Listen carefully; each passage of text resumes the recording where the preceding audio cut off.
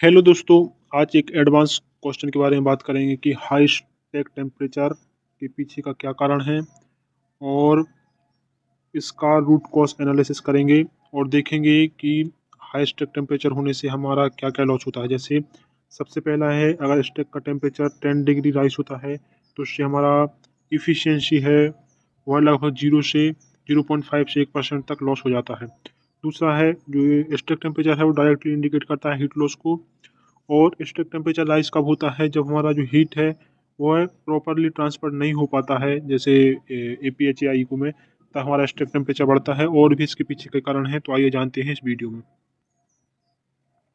सबसे पहले देखते हैं कि जो हमारा नॉर्मल रेंज है स्टैक टेम्परेचर का, अगर वो बॉयलर वाइज बात करेंगे, जैसे एबीसी बॉयलर में लगभग 130 से 150 के बीच हम लोग मेंटेन करते हैं, जो हमारा ईएसपी आउटलेट या जो स्टैक टेम्परेचर है। दूसरा सीएफबीसी में 140 से 160 के बीच में स्टैक टेम्परेचर रहता है। और जो पीएफ बॉलर है उसमें 120 से 140 के बीच हम लोग स्टैक टेम्परेचर मेंटेन करते हैं। तो अब जानते हैं कि जो स्टैक टेम्परेचर राइज होने के पीछे का क्या कारण है। तो इसमें सबसे पहला और बड़ा कारण है एपीएच फाउलिंग। एपीएच फाउलिंग मतलब होता है जो सूट है या जो हमारा एपीएच डक्ट होता है उसमें सूट डिपॉजिट हो जाता है। और जो हमारा एपीएच का ट्यूब है उसमें एश डिपोजिशन के कारण प्रॉपर हीट ट्रांसफर नहीं हो पाता, फ्लू गैस टू एयर, जिससे हमारा जो डेल्टा टी है एपीएच का वो रिड्यूस हो जाता है। और जो एपीएच का डिफरेंशियल प्रेशर है जो ड्राफ्ट होता है वह हमारा बढ़ जाता है। और प्रॉपर हीट ट्रांसफर ना होने के कारण जो एफडीए टेम्परेचर है वो ड्रॉप होता है एपीएच आउटलेट में, और स्टैक टेम्परेचर राइज हो जाता है। और जो कंजम्पशन होता है आईडी फैन का और एफडी फैन का वो बढ़ जाता है। तो एपीएच फाउलिंग एक one of the biggest reason है स्टैक टेम्परेचर हाई होने का। दूसरा कारण है हाई एक्सेस एयर। अगर हाई एक्सेस एयर जैसे O2 हम लोग 4 से 5 मेंटेन करते हैं, वो 4 से 5 या 3 से 4 मेंटेन ना करके हाई O2 6 से 7 या 8 तक जाता है, तो उसकी वजह से क्या होगा, जो मोर फ्लू गैस है, फ्लू गैस का मास है वो इंक्रीज हो जाएगा। और जो हीट ट्रांसफ़र है जो डिफरेंट पार्ट में, जैसे सुपर हीटर जोन में, इको में, एपीएच में, वो हीट ट्रांसफ़र रेट कम हो जाएगा और हाई स्टैक टेम्परेचर हमारा राइज होगा। तो दूसरा कारण एक ये है कि जो ड्राई फ्लू गैस है उसके कारण जो लॉस होता है, अगर O2 ज़्यादा रखेंगे तो उसकी वजह से भी हमारा स्टैक टेम्परेचर राइज होता है। तीसरा रीजन है हाई आईडी ड्राफ्ट। मतलब जो हमारा फर्नेस का ड्राफ्ट मेंटेन करते हैं -1 से -5 के बीच में, अगर वो ज़्यादा रहेगा तो उसकी वजह से जो आईडी है वो ज़्यादा फ्लू गैस को सक करेगा, उसका जो वेलोसिटी है वो बढ़ जाएगा।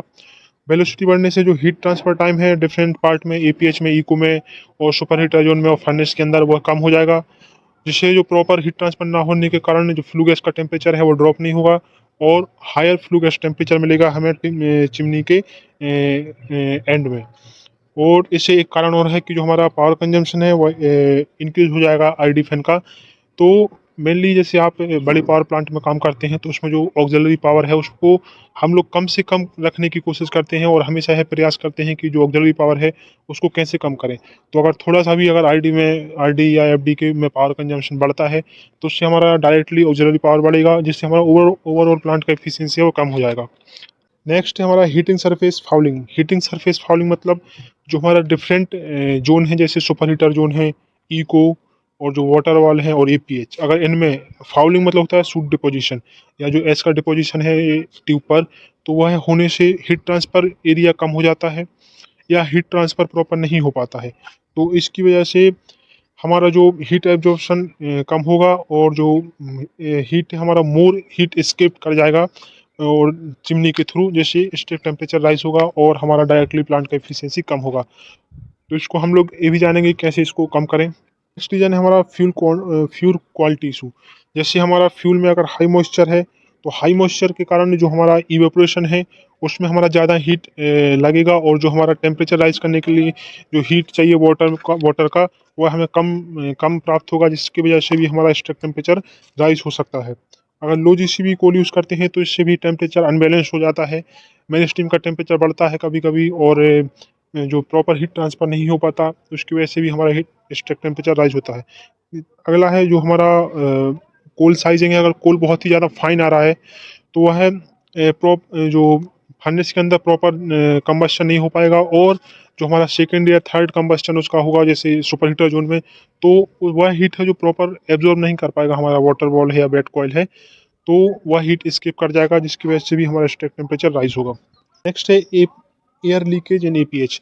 अगर एपीएच है जो उसमें एपीएच ट्यूब में लीकेज हो गया, तो जो एयर है वह है कोल्ड एयर इनग्रेज हो जाएगा इसमें, जो फ्लू गैस पाथ है।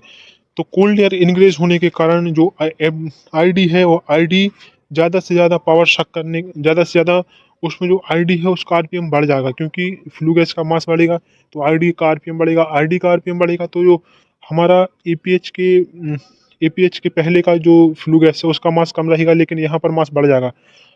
मास बढ़ने के कारण आरडी और ज़्यादा आरपीएम से रोटेट करेगा, जिससे जो हमारा फ्लू गैस है वह और तेज़ी से शक होगा, जिससे हीट ट्रांसफर नहीं हो पाएगा जो एपीएच के पहले का एरिया है।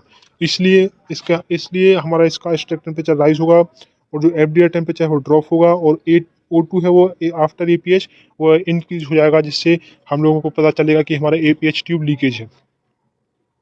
तो अभी हम बात करेंगे कि अगर हम लोग क्या एक्शन लें ताकि हमारा जो स्टैक टेम्परेचर है राइज ना हो और हमारा एफिशिएंसी है वह ज़्यादा से ज़्यादा रहे पावर प्लांट का।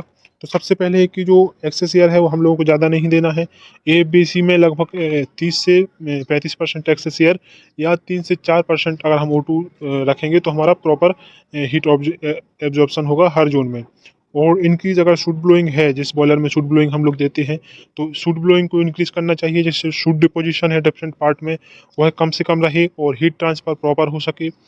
खासकर जो एपीएच एरिया है उसको हम लोग देखेंगे कि उसको डक्ट वगैरह उसको क्लीन होनी चाहिए एपीएच का, और बार बार एपीएच को जो आउटलेट डक्ट है उसको चेक करते रहना चाहिए कि ज़्यादा सूट डिपोजिशन तो नहीं हो रहा है, और एपीएच ट्यूब पर भी हम लोगों को सूट ब्लोइंग करके जो सूट डिपोजिट हो गया है उसको रिमूव करना चाहिए। और जो आईडी फैन का स्पीड है उसको भी कंट्रोल मैनर में ऑपरेट करना चाहिए। जैसे जैसा नहीं कि आईडी फैन को सडनली आरपीएम बढ़ा दिया तो उससे क्या है हमारे स्टेक का टेम्परेचर राइज होगा।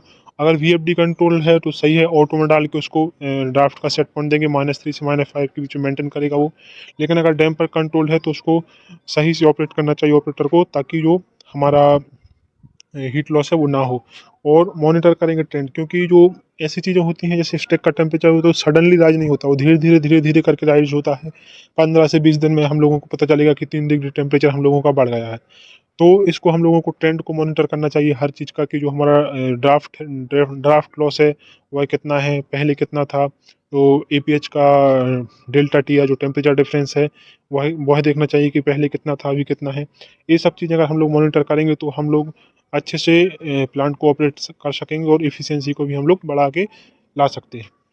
की पॉइंट है कि जो जैसा कि पहले बताया था कि high stack temperature directly indicate करता है कि जो हमारा हीट रिकवरी है वो कम हो गया है, और जिससे हमारा प्लांट का एफिशिएंसी डाउन जाता है।